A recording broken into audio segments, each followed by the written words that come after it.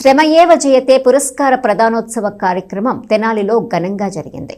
పలు రంగాల కార్మికులను గుర్తించి శ్రమయేవ జయతే పురస్కారంతో సత్కరిస్తున్న పసుపులేటి కోటేశ్వరరావు తులసమ్మ స్మారక కమిటీ వ్యవస్థాపకులు తన్నీరు శివశంకర్ను పలువురు అభినందించారు.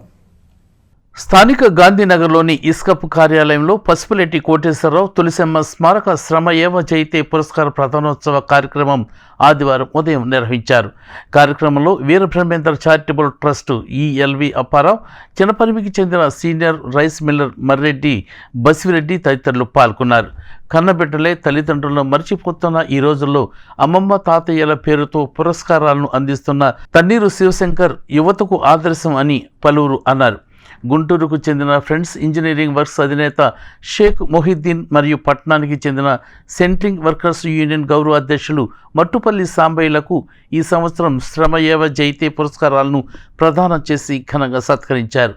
కమిటీ వ్యవస్థాపకులు తన్నీరు శివశంకర్ మాట్లాడుతూ, గత 3 సంవత్సరాలుగా విద్య లేకపోయినా కేవలం శారీరక శ్రమకు బుద్ధిని జోడించి తమ రంగంలో ఉన్నత స్థాయికి ఎదిగిన వారిని గుర్తించి శ్రమయేవ జయతే పురస్కారాలను ప్రదానం చేస్తున్నామని తెలిపారు. ఈ కార్యక్రమంలో పసుపులెట్టి మల్లికార్జునరావు, తన్నీరు కళ్యాణ్ కుమార్, పసుపులెట్టి వినోద్, మాలేపాటి హేమ్ కుమార్, గరికపాటి రామ్మోహన్ రావు చౌదరి, షేక్ షఫీ, కమ్మెల రజని, కటారి హరీష్, పావులూరి రాంబాబు, కన్నిగంటి మురళి తదితరులు పాల్గొన్నారు.